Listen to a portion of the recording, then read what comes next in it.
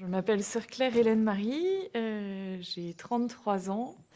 Je suis entrée au monastère il y a 10 ans maintenant, en 2014. Ça me fait drôle de dire ça parce que je trouve que le temps passe très vite.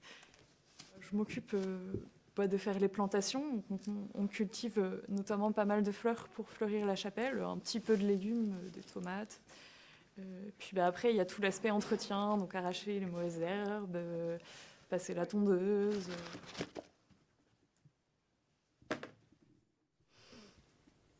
Donc là, je suis en train de trier les kiwis. Donc, c'est les kiwis de notre jardin. Cette année, on a eu une bonne récolte. On a eu 200 kilos par là, au mois de novembre. Et donc là, on est en mai et il y en a toujours. C'est bientôt la fin. C'est à peu près nos seuls arbres fruitiers, mais on les apprécie bien. Ça permet de faire des fruits bio et locaux et tout. C'est parfait. J'ai sœur Marie Lumière qui m'aide. Et puis après, j'ai l'aide justement des amis aussi extérieurs, donc les amis du Québec. Et puis quelquefois, on fait des journées, on demande à nos papas, nos frères voilà, de venir nous aider. C'est des journées en général très sympathiques. Souvent, ils nous aident beaucoup, mais souvent, c'est eux qui repartent en nous remerciant, tellement ils sont contents d'être venus aider. Donc,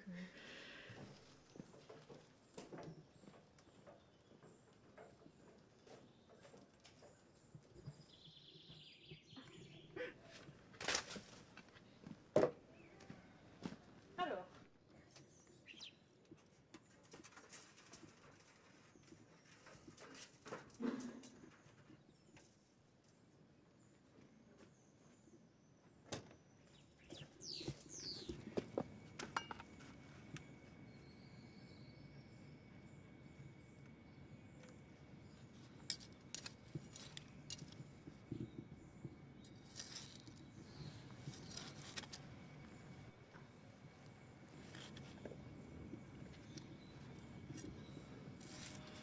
fait, là, c'est pas leur emplacement définitif. On les met là pour qu'elles fassent un peu de racines.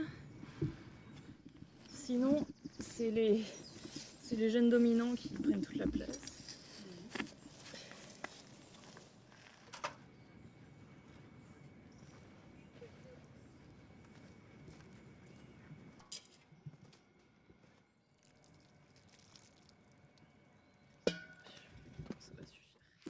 En fait, je m'attendais à faire, je pense, tous les travaux sauf ça, je sais pas pourquoi.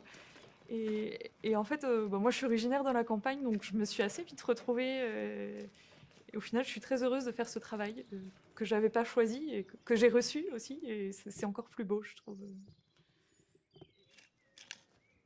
Moi, qui aime tellement la nature et à qui ça pouvait manquer, en fait, j'ai jamais fait autant de jardinage que depuis que je suis en plein centre-ville de Nantes. Donc c'est voilà, c'est l'humour aussi du bon Dieu des fois, je pense.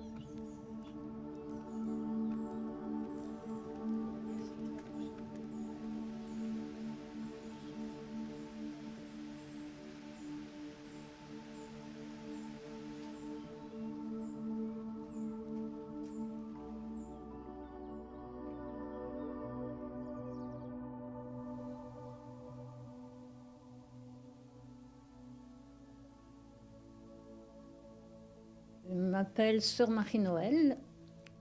C'est mon nom de baptême que j'ai gardé pour mon nom de vie religieuse. Je suis rentrée en 1976 et j'ai fait ma première profession, mon premier engagement en 1979. Ça va faire 45 ans. Et voilà, donc depuis, je suis toujours restée là. Je n'ai pas été ailleurs dans d'autres monastères.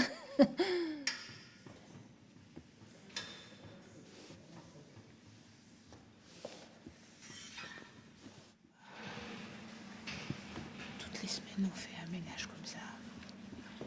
Et il est plus court.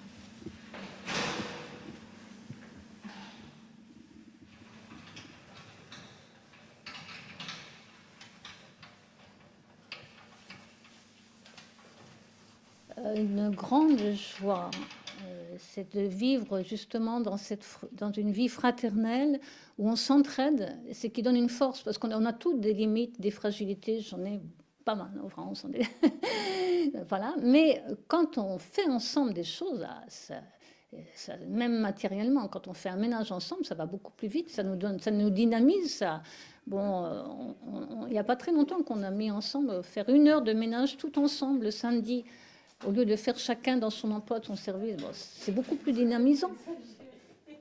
Ça n'empêche pas que il faut quand même des renoncements. Il y a le pardon qui nous remet parce que on est différentes, on a des caractères différents, donc ça peut nous agacer. Enfin, voilà, on se demande pardon et c'est encore une plus de force. Le pardon nous rend plus fortes, plus unies les unes aux autres. Disons qu'ici, on fait pas trop le ménage souvent, donc quand on le fait, autant le faire bien, quoi. Attendez, j'ai ma tête derrière.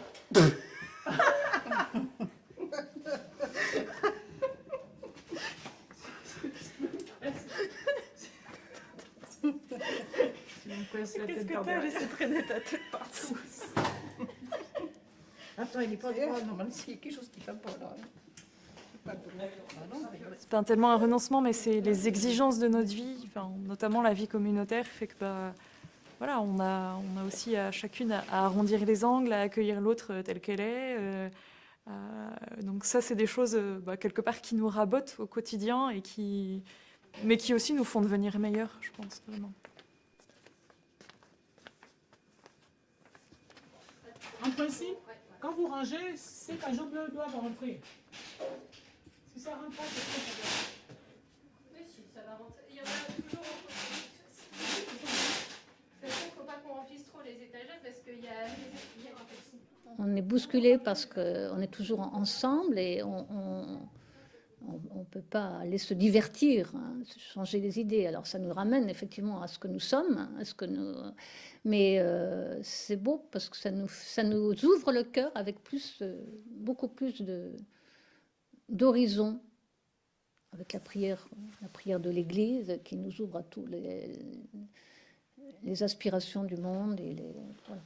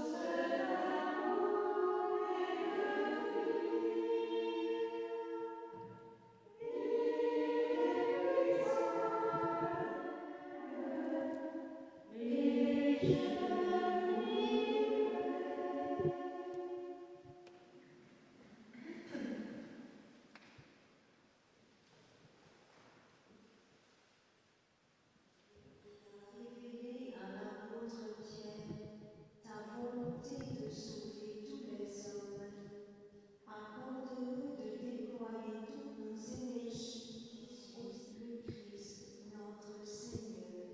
Amen. Bénissons le Seigneur.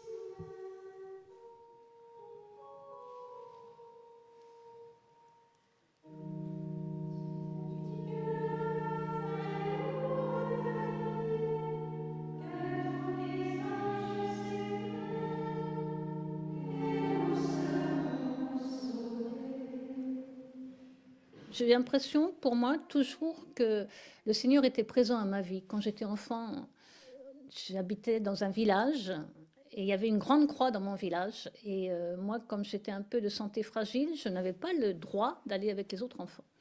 Donc, et je m'amusais au pied de la croix. Et c'était ma première vie avec Dieu, sans que j'en ai conscience, en étant enfant. Je jouais avec Jésus au pied de la croix. J'inventais des histoires, comme on peut en inventer quand on est enfant. Jésus-Christ m'a saisi par sa parole, il est devenu vraiment vivant. C'est quand j'ai lu l'Évangile, après un moment difficile d'adolescence, il a dit « Je suis le chemin, la vérité et la vie ». Ah, je suis le chemin, la vérité et la vie. Et pour moi, c'était le déclic, le point de départ. J'ai voulu le suivre, l'écouter. Et ça, c'est vraiment... Alors, du coup, c'est un engagement partout dans l'Église, un engagement dans la vie sociale, pour me donner totalement aux autres et faire connaître la joie de vivre avec Jésus, de croire en lui, parce qu'il nous donne la vie.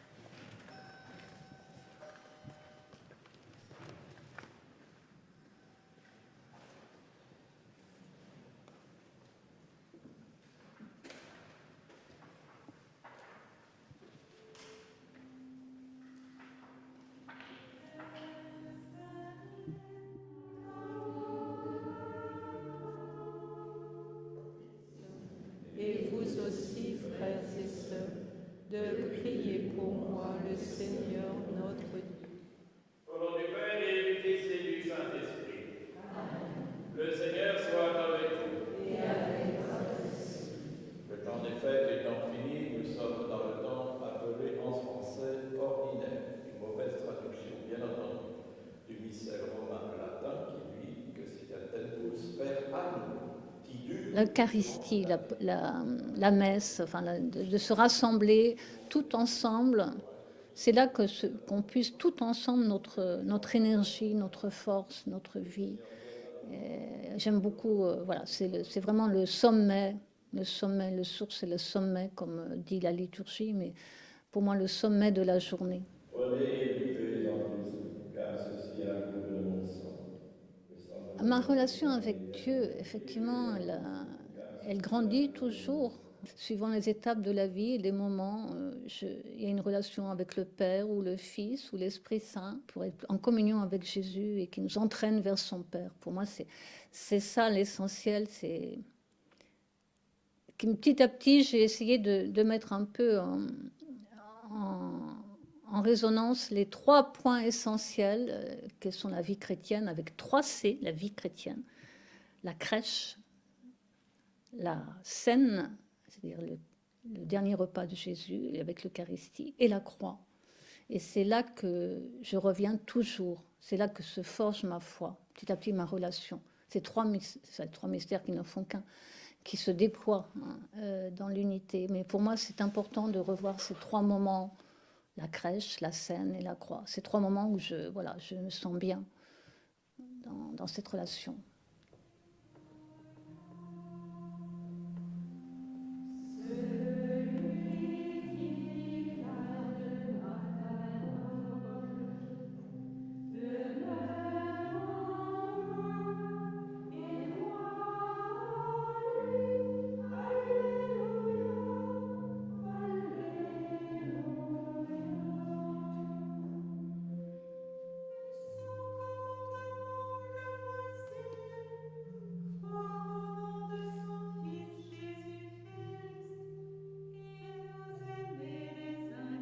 Moi, Dieu, c'est de plus en plus, c'est quelqu'un qui m'attend et me précède. C'est pas quelqu'un qui me pousse vers l'inconnu en me disant maintenant débrouille-toi. Dieu pour moi, c'est un père qui m'aime. Je crois qu'il est là. Je sais pas trop comment, je sais pas où il m'emmène, mais je crois qu'il est là. Et je crois que cette relation à Dieu, de plus en plus, se fait à travers la prière, mais aussi à travers je dirais la relecture de ma vie et des événements qui m'arrivent, qui nous arrivent en tant que communauté.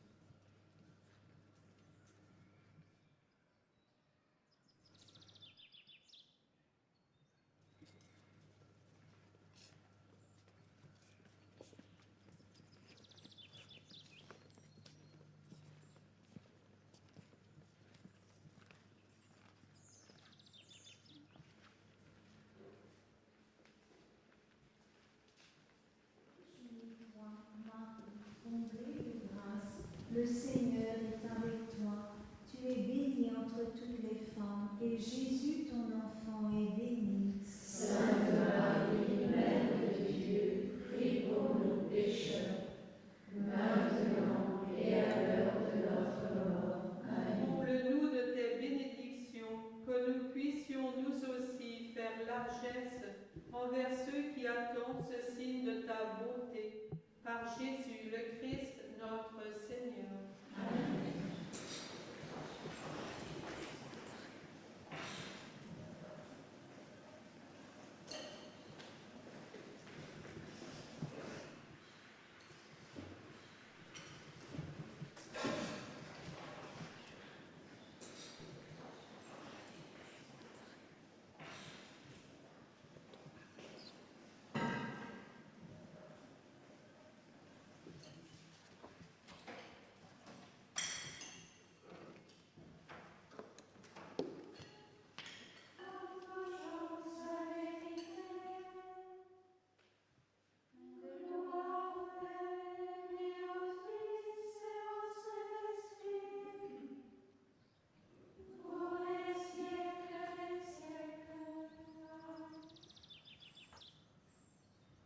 Je m'appelle Sœur Rosaine Marie, j'ai 33 ans.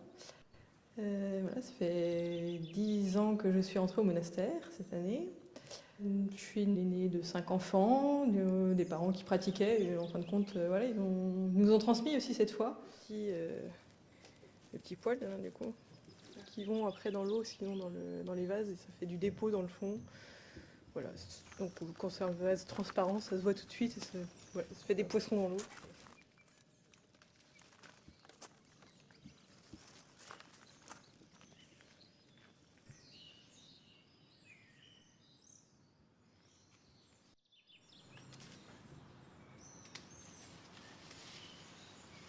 Alors les vœux qu'on a prononcés, en fait ils sont représentés par les 3 nœuds de notre corde.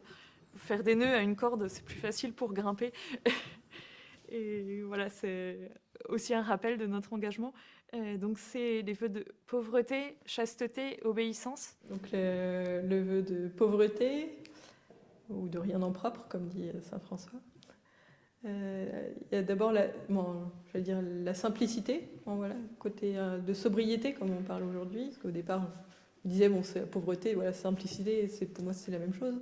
Et au final, c'est beaucoup plus que ça, c'est aussi accepter notre pauvreté humaine, voilà, nos limites, les pépins de santé, la fatigue, voilà, ça fait partie aussi de nos pauvretés. Et c'est voilà, consentir à nos pauvretés, les accepter, et voilà, ça c'est pas toujours ce qu'il y a de plus facile. Dans le fond, un pique-fleur,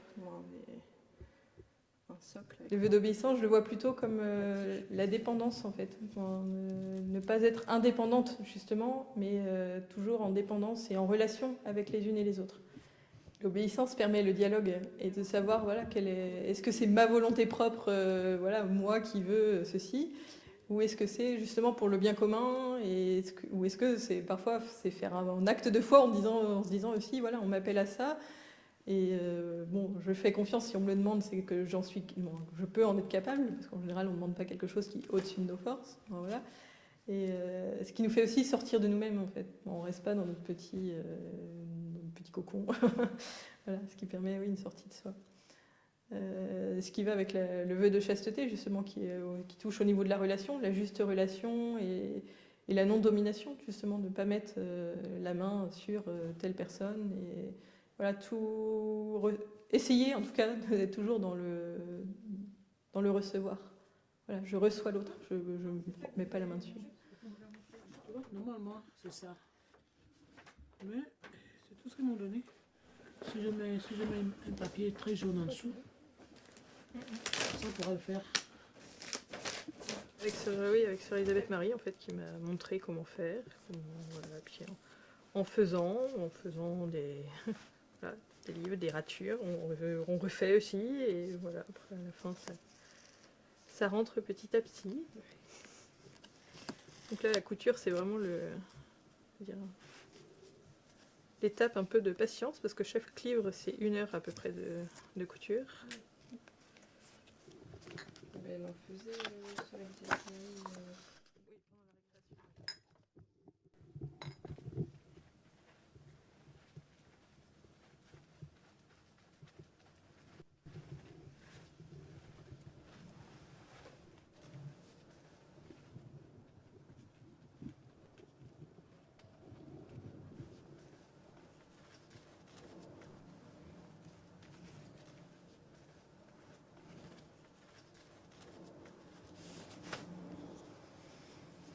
Il ne faut jamais avoir le livre droit, sinon la colle rentre entre les feuilles.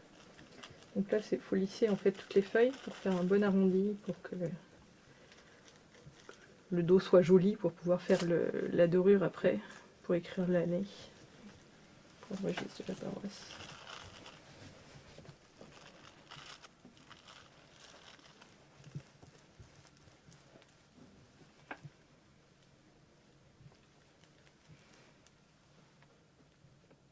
Ouais, c'est quelque chose qui m'a frappée, en fait, le premier décès en fait, que j'ai vécu ici. C'est-à-dire, il y a la tristesse d'avoir perdu la sœur, mais en même temps, c'était beaucoup d'actions de grâce pour tout ce qu'on avait vécu avec la sœur, tout ce qu'elle nous avait transmis, tout ce qu'elle nous avait fait partager aussi de sa relation avec le Seigneur et comment elle vivait les choses. Bon, j'allais dire, je le vis différemment qu'avant, voilà, quand il y avait un décès. Voilà, il y a vraiment toute cette dimension d'espérance et de gratitude aussi, qui est très belle. Au début, quand je suis arrivée, elle m'a confié un peu la tâche des fleurs. Donc c'est pour ça que je souris parfois en me faisant les bouquets, parce que je me dirais, mais mets une fleur là par derrière qui sort un peu de ce côté-là. C'est des petits réflexes qu'elle avait acquises, en fait, et du coup qu'elle a essayé de transmettre aussi.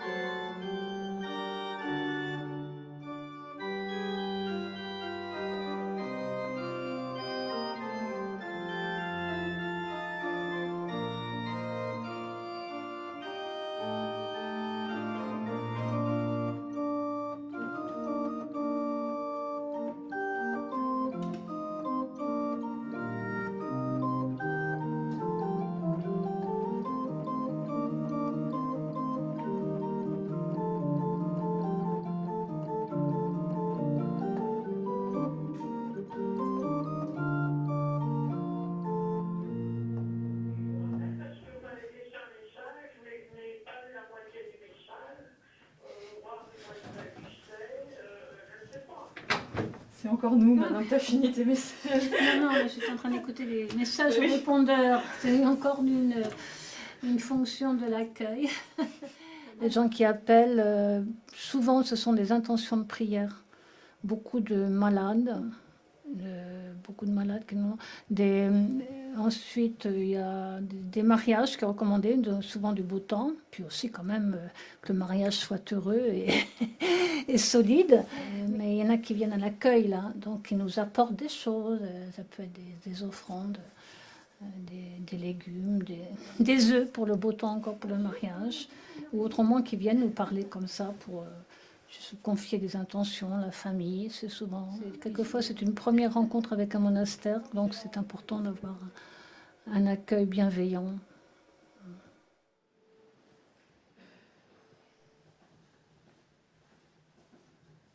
Le Père Nou et tout ça, vous savez ça quelque part? Oui, ça dans un livre. Marie Gabrielle, et je rencontre Sœur Carmen.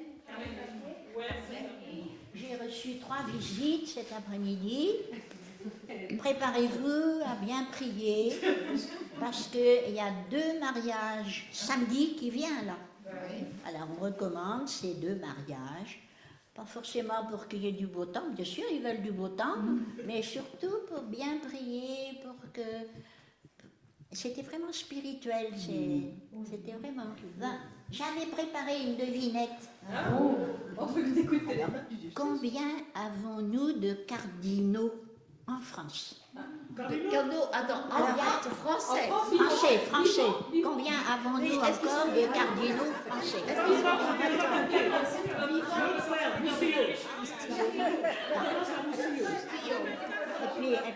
Et puis Ricard.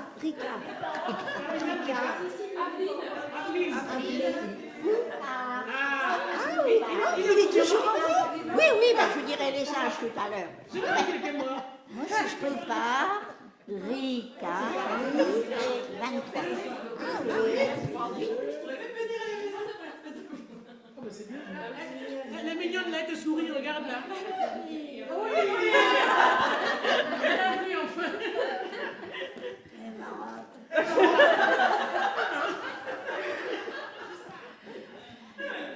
On n'est pas des copines, on est des sœurs. Et c'est à la fois plus proche et en même temps avec un grand respect les unes des autres. Il y a cette dimension que on ne choisit pas ses frères et sœurs. Et nous, on ne s'est pas choisis en communauté. Et c'est pour ça qu'on tient entre nous à s'appeler sœurs. Pas parce que c'est un titre honorifique, mais pour montrer cette fraternité entre nous et ce fait que on ne s'est pas choisis aussi. On se reçoit les unes des autres, en fait.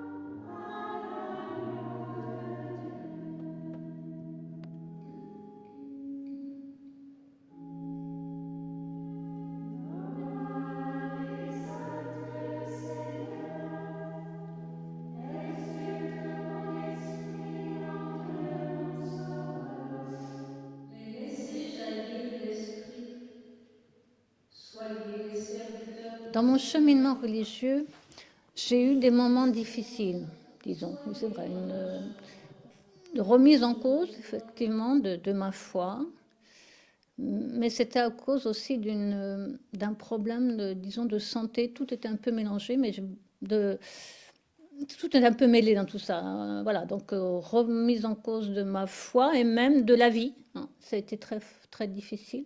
Pendant 9 ans, c'est ce qu'on peut appeler une nuit de la foi, là, hein. Mais pendant 9 ans, je sais très bien quand ça s'est terminé et que ça a été un nouveau départ extraordinaire. C'était le 2 août 1993, donc c'était une libération par rapport à tout ce cheminement de ténèbres qui m'envahissait.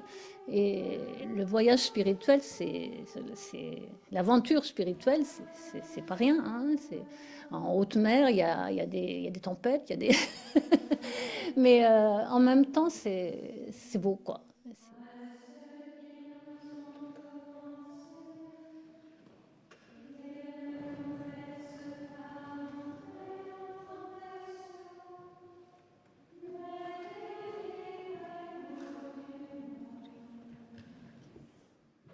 Le temps d'adoration du soir, de prière silencieuse devant l'hostie exposée, où nous, on croit que c'est la présence du Christ qui est là.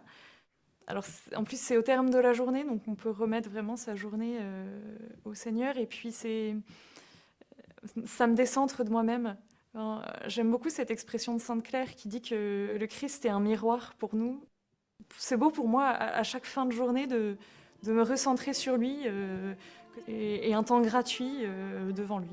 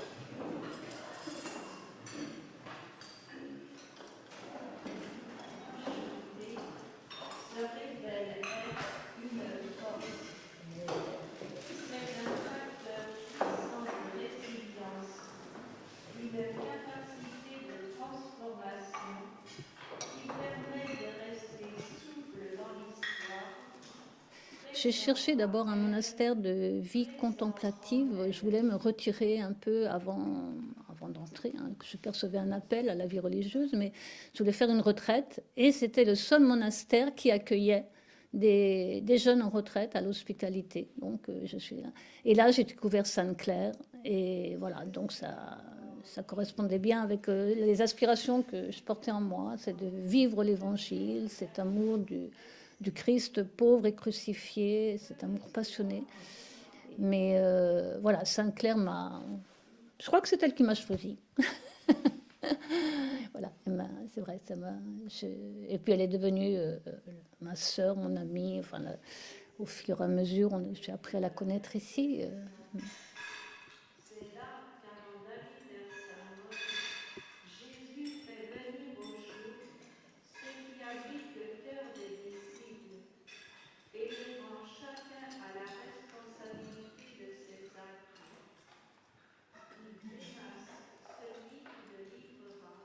Moi, je rentre dans une autre étape parce que j'arrive à un certain âge, dans l'étape de l'émerveillement où on rend grâce de tout ce qu'on a reçu.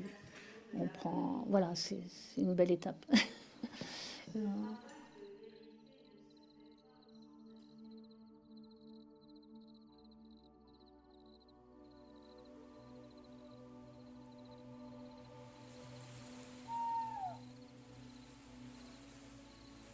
notre vie est là, enfin j'espère, pour rappeler que Dieu peut combler toute une vie.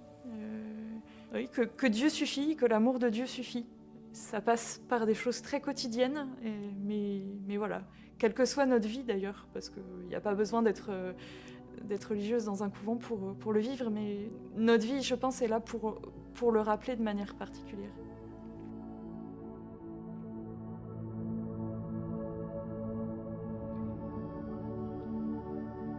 Un message de bonheur, je crois, hein, qu'on voudrait transmettre. C'est que Jésus nous aime, quoi. Jésus nous aime, pas que nous, mais justement, cet amour, il faut le faire transparaître. Et que tout homme est aimé de Dieu,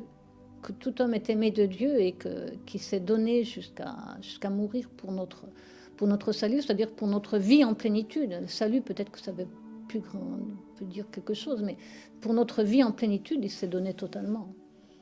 Dieu nous aime, c'est ça.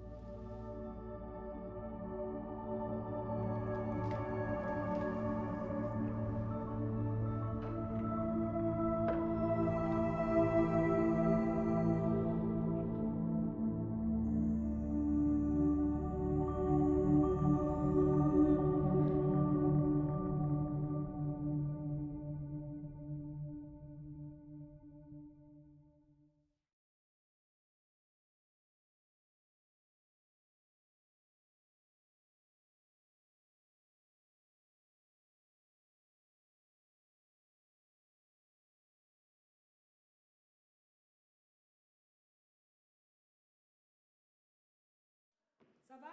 C'est une vidéo, je ferai une capture comme ça. C'est bien. C'est pratique.